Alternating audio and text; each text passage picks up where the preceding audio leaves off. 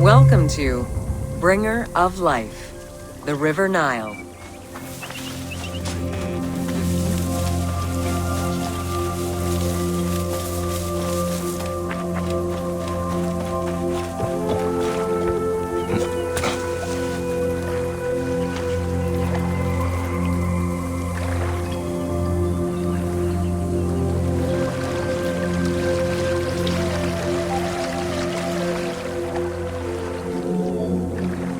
The ancient Egyptians called the dark fertile soil of the Nile the Black Lands, and the surrounding desert was referred to as the Red Lands. The dramatic difference of productive land opposed to barren desert had a deep influence on cultural ideology, mythology, and religion.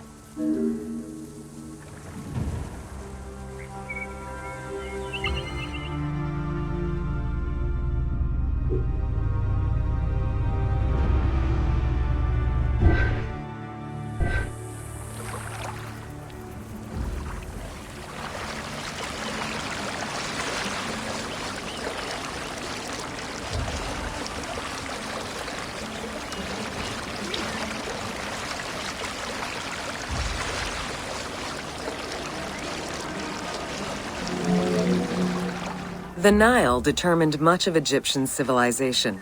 For example, the seasonal cycle of the Nile was so consistent that ancient Egyptians created their calendar around it. The flood season, or Akhet, was when the departing floodwaters left arable soil for crops. It was followed by the growing and harvesting seasons, known as Peret and Shemu. These regular seasons, along with abundant wildlife and rich soil, meant that Egypt's denizens were able to nourish themselves and ensure their country's strength in trade.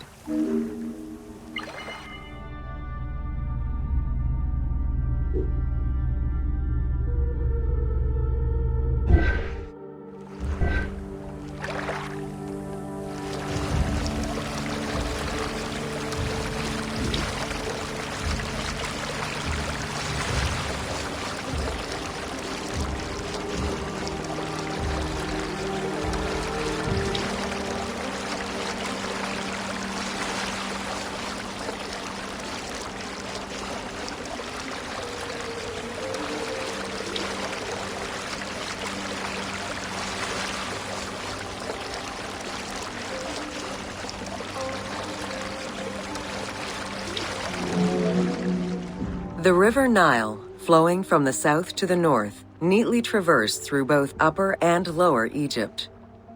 All of Egypt's major cities were built along this narrow ribbon of life. Protected by mountain ranges and deserts which acted as natural barriers to enemies, and sustained by the Nile's plants and wildlife, Egyptian civilization enjoyed economic and cultural prosperity for over 4,000 years.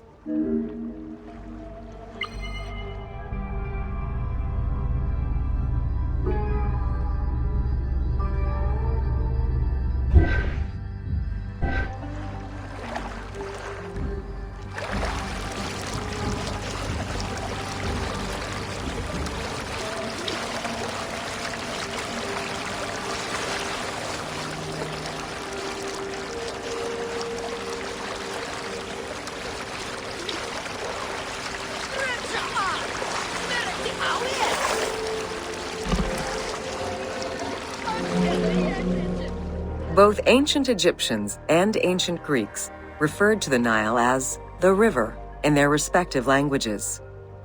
Stretching a distance of over 6,700 kilometers, the Nile is one of the longest rivers in the world. It flows south to north, spanning 11 countries. The River Nile originates in the region of the Great Subequatorial Lakes, including one of the largest in the world, Lake Victoria near Tanzania.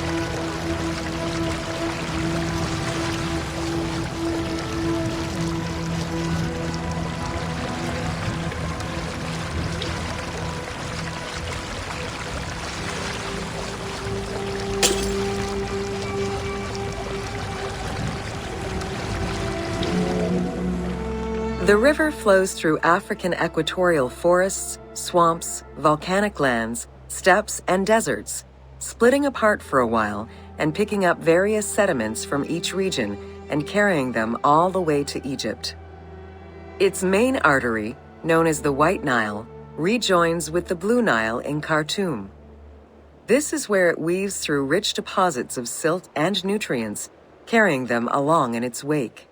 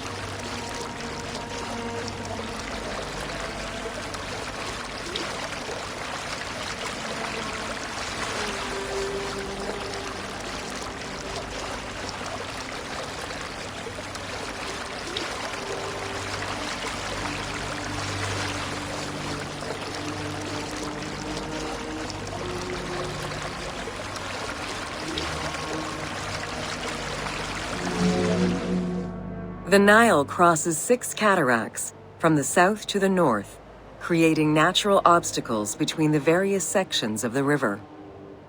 The cataracts are long zones of about 100 kilometers, where the bubbling and rapidly swirling waters advance tumultuously amid enormous heaps of rocks and benches of hard stone.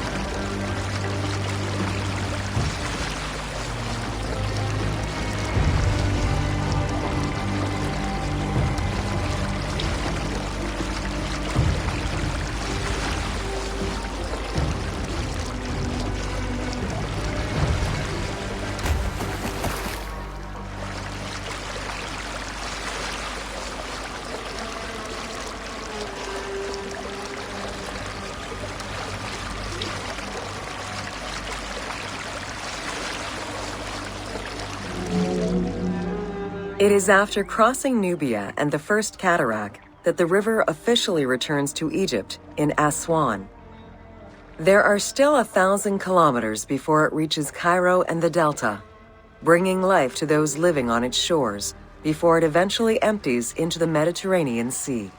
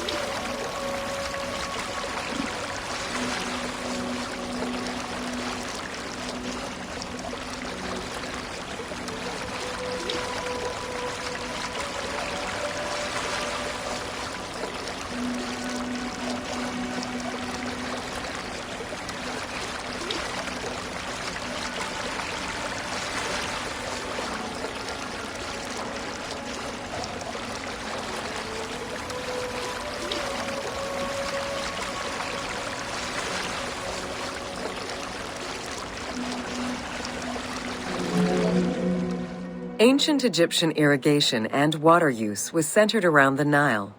However, they also had access to streams and rivers, as well as several large lakes.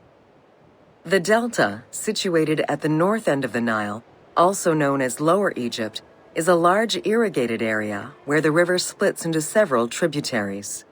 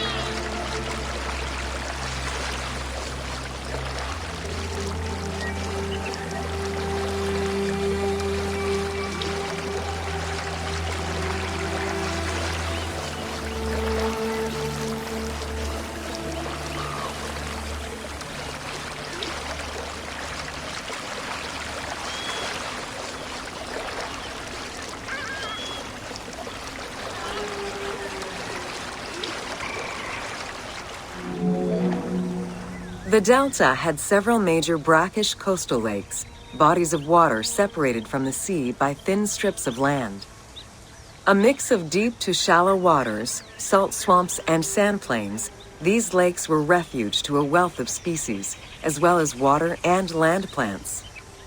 The occasional bandit could also be found sheltering within the denser reeds, waiting for the unwary traveler.